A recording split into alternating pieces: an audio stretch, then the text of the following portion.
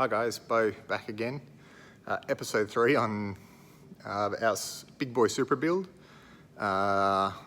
Today is sort of a rundown of where I'm at and the plans going ahead. If you look at the car, as you can see, if you've been following my Instagram, I've been stripping it out, so it's almost completely empty in the interior here. All the plastics out, all the carpet out, obviously the seats out, the dash out, and just been chasing all the wires, but I don't need. Wired up a new stereo, just a singled in stereo, so that way I can put in the gauges that I want once I put in the VVTi turbo engine back into the car. I've got the gauges I need to monitor it safely.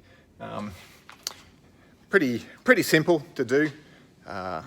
Obviously it's just, the seats are just 6 bolts, very easy to find. You just move the seat adjuster backwards and forwards and you can get to them very easily. The seat belts, again, very easy to get to the bolts, to take them off. Just make sure you don't lose all the little attachments that go onto the bolts. They're very specific for seat belts, so that way that you can do them up tight, but they still have that flexibility to move back and forth as you rotate the actual seat adjustment part back and forth. It needs to have that movement to be comfortable and to make it safe. The plastics, be very careful. These are very old cars, as you know, so this had a lot of mismatched screws, but you still have to be careful taking them out. I only had trouble with 1 or 2 that needed drilling out. That broke just because of the age of them, but it was pretty easy to take them apart. If you've taken broken screw heads out, it's not too hard. Luckily, where I went flush, they still had a bit of a nub sticking out, so I could get some vice grips on them. I'll go through points on the dash, how to take a dash out quickly, because it was a pretty tricky. Dashes are obviously a very secure part of the car because there's so much that mounts to it. There's a lot of pickup points, and some of them can be kind of tricky to get to, but having the dash out, I can sort of point them out to you, both in the car and on the dash, so that way you can be more aware of where they are and how they function, so that way you don't miss a few, try to rip the dash out and break parts of your dash, which would be the worst part, because then you either have to fix it or find a new dash, which are very, very hard to do. Or you could potentially break something in your loom or electrical component, which again would be very bad as well. So just looking back in the car,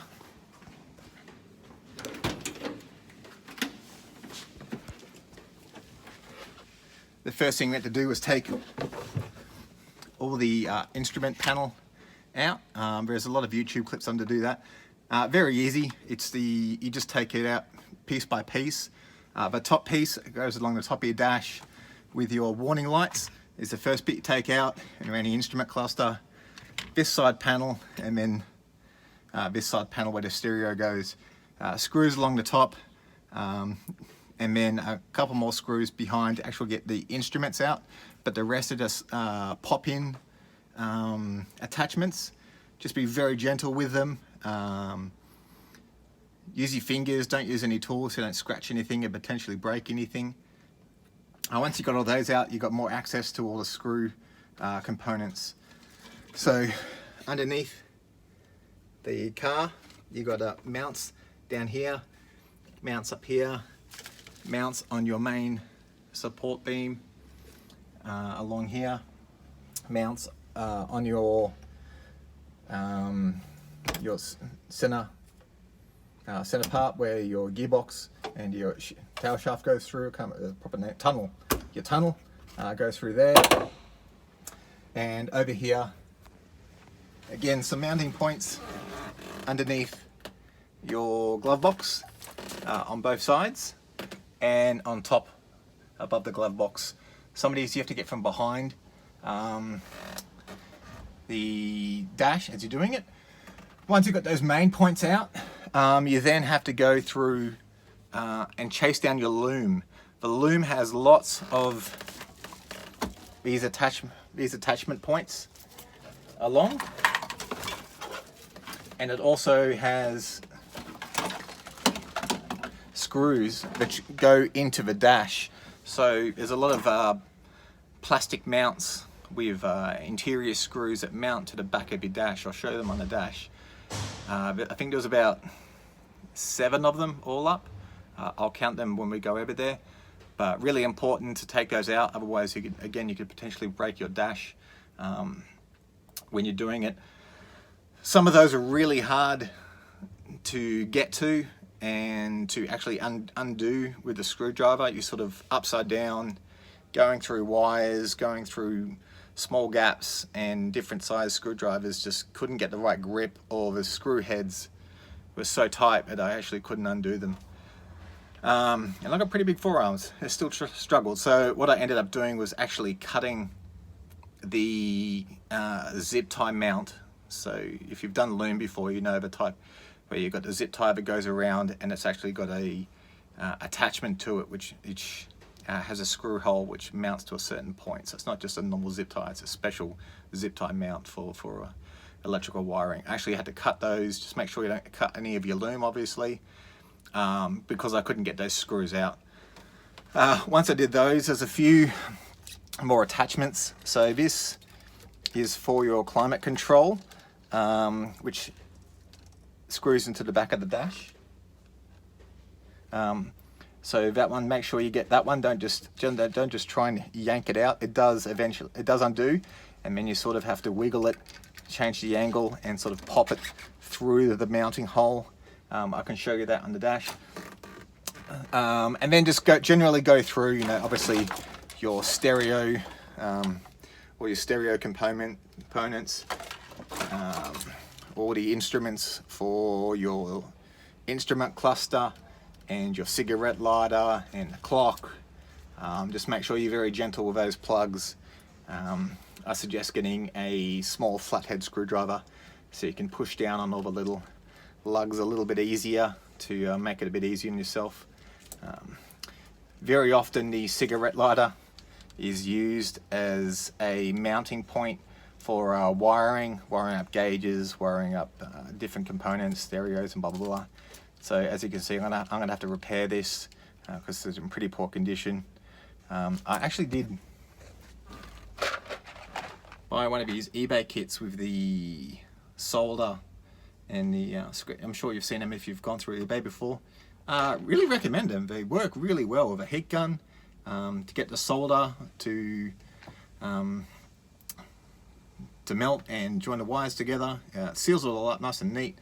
Wouldn't recommend them for probably any outdoor use, but for interior stuff, very quick, very easy, and they look like they're going to last quite a while. So yeah, I was quite pleased, and they're only like $10 or something on eBay, or like 100 of them. So really good stuff there. The next point, once you've got everything, double check, triple check, give it a little tug in places to make sure you got everything. At the back of the dash, you've got the tweeters, the standard tweeters in the corners, you know, the little speaker holes you can see. Make sure you undo those. That plug from the loom. Your climate sensor, so you'll see a little dome that sits up here in the corner. That's obviously got a plug for it as well. So make sure you unplug that. Just go over everything. Give the loom a tug. See if there's any wires that are giving any tension, and chase those wires up to make sure you've got all the loom unplugged. Give the dash a pull, see if it's holding anywhere, and you'll be able to chase up any missing holes, any missing screws or bolts that you might have missed. The second part is your steering column. So take your steering wheel off. Obviously, be very, very careful when you do it. The common trick is when you get down, you take off your airbag off. It might have Tech screws, which is where my, like I was saying in the previous episode, my toolbox comes in handy, because it has all those parts for the specific safety screws that go into an airbag. Obviously to stop people just using normal screwdrivers, and sort of so mechanics can get to it. Take that off, and then you've got this take your airbag, unplug it, make sure you're, before you do any of this, make sure you disconnect your battery first. I should have said that first. Disconnect the airbag, and then you got down to your steering column screw, bolt, your nut on here. It'll be on really, really tight, so be careful. Take that off, but don't unscrew it all the way. Unscrew it most of the way and then put a couple of threads back on, so that way when you pull the steering wheel, because you'll have to wiggle it back and forth, you're not going to smack yourself in the face. It's just going to hit that nut, and then you just unscrew the nut and obviously take the steering wheel off. Take your steering column off. You can leave it all connected at the back there, put it on the ground, and then you need to take these 4 bolts. So up here, 1 on both sides, 2, and at the back down here, 3 and 4 at the back of the steering column here. And the steering column will drop down because the very fragile parts of your dash go around that steering column, and you can't get past your tilt angle here, as well as the brackets on this side with the dash. It just doesn't work, and you're just going to break it if you try. So it's much easier just to undo the steering wheel and your surrounds. Take all that off, drop the steering column. You can maybe even do it without taking all the steering wheel and parts off, and just dropping the steering column. I took it all off just because, to make it easier, make it cleaner, and just to get it all out of the way for myself. And it's not that hard. Drop that down, and then you need to down here, got your gear stick. Have it in like second or one of the lower gears where it's pulled back, and then you have to take your handbrake off. Very easy. It's just these 2 bolts. These 2 bolts here. Very big, thick bolts, obviously, because you're putting a lot of pressure on your handbrake, especially if you're a drifter. Take that off, drop that down. You can leave it all plugged in. It just sits down to the side, so that way when you pull the dash forward, it's not gonna hit or impede anything as it comes forward. Again, double check everything behind, because it should give way. Just give it another once over check that nothing's still hanging on loosely somewhere, and then you can pull your dash out and pull it out to the side. So let's go have a look at the dash. As you can see, I'm in my mate's workshop. So he's got a lot of cars in here. I'm not going to go around and show you to him, because they're his for work and his personal ones, and I haven't asked his permission, so I'm just going to stick to my car. So here's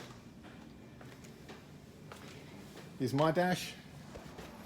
As you can see, there's the reason I pulled it out.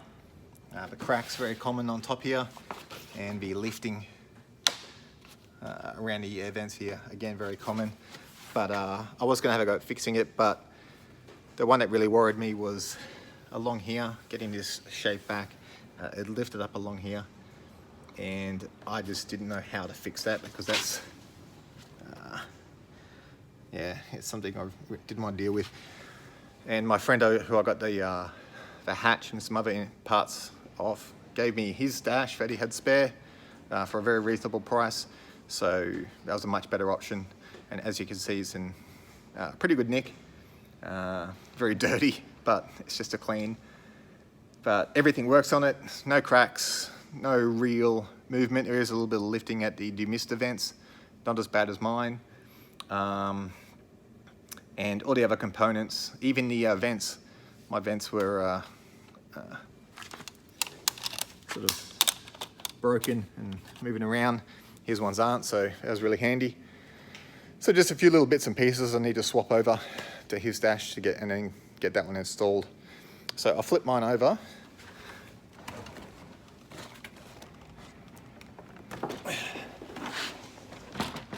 So here on the back, you can see you've got these components here.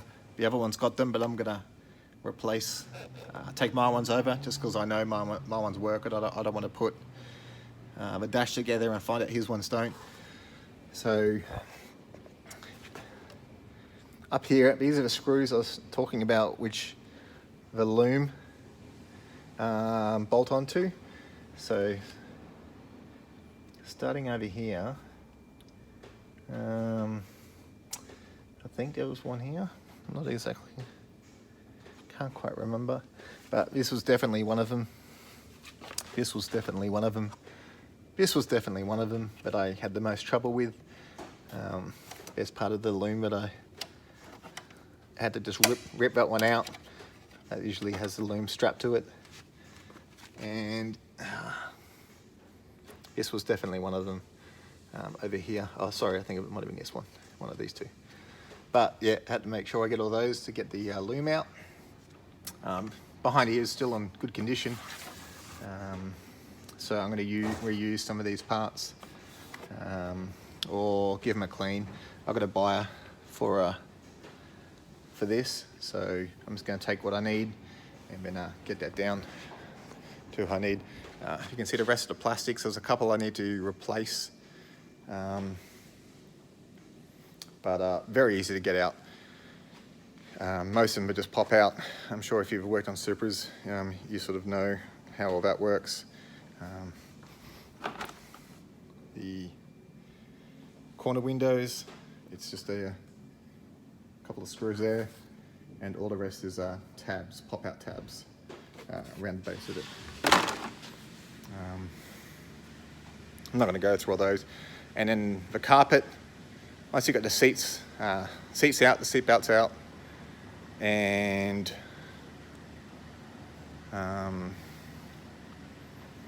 you can just lift it over the handbrake cable and lift it over your boot release. You don't have to move anything else. It comes out as one piece. I've got all my plastic sitting on it just to keep them in better condition. But I showed you before the holes in the carpet, so over here,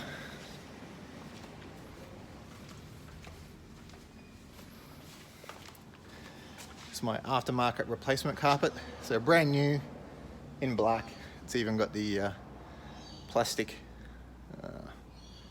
there for where your heel goes, for the accelerator on the driver's side, your accelerator, brake and stuff like that.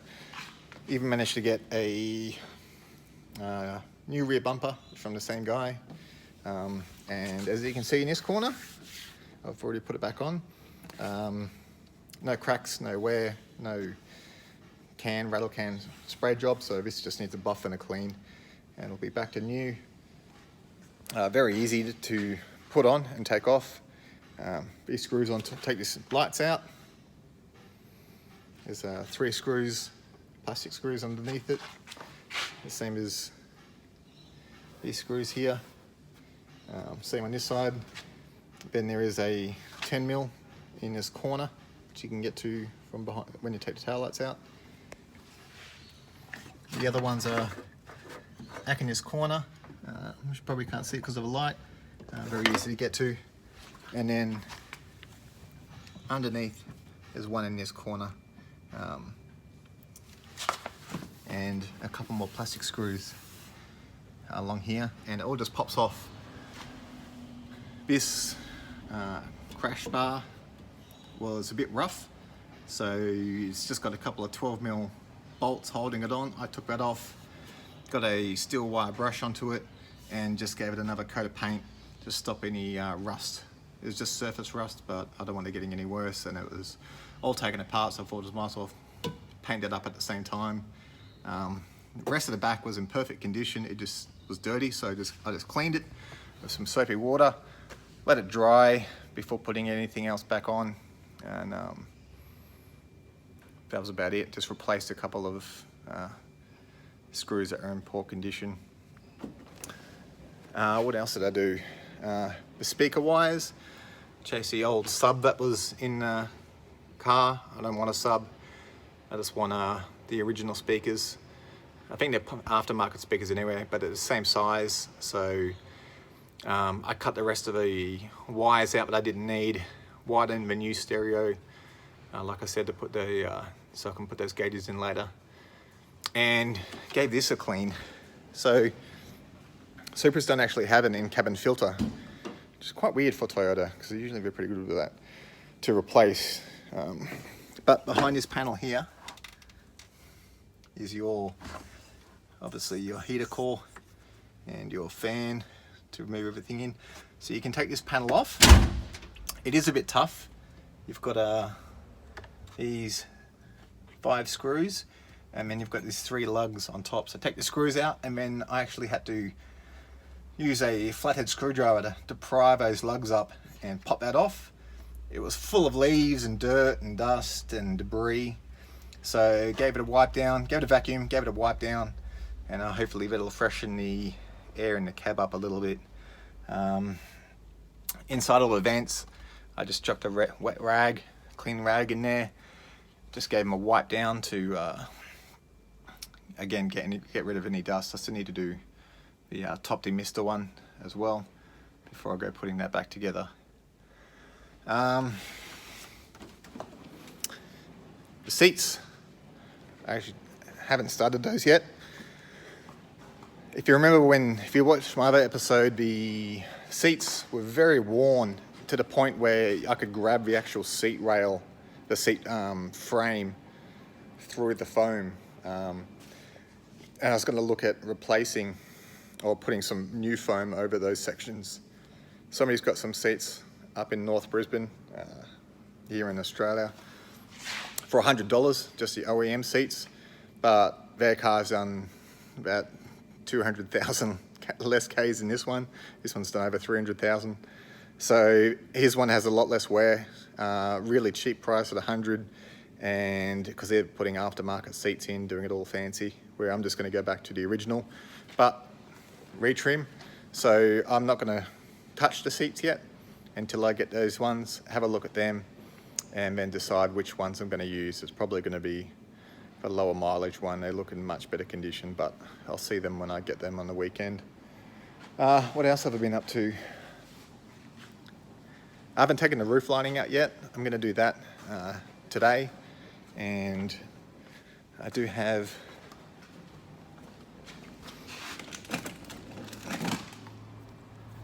this dye. So reading through the instructions, you're going to mix it with some water. You're supposed to boil it and put your cloth, because I'm supposed it's used for clothing, in a stainless steel pot. Obviously can't do that with a roof liner. So I am going to dilute it with some hot water and just rub it on a section and see how it turns out. If it turns out well, I'll just use a brush and hot water and do the whole roof lining to get it black. I really hope I don't mess it up, because I don't want to try and find a replacement for that, but I'm going to give it my best shot and see how it goes. And I think that's a pretty good update for where I'm at. Stereo, interior, the seats. Yeah, the interior is all I'm focused on for the next couple of weeks. So next video, I should have most of the interior back in, and I'll do a video on retrimming the seats. All right, thanks guys. And look me up on Instagram, Jangles, Jangles 1111, I think my handle, and you'll get photos of all the updates as well. Thanks.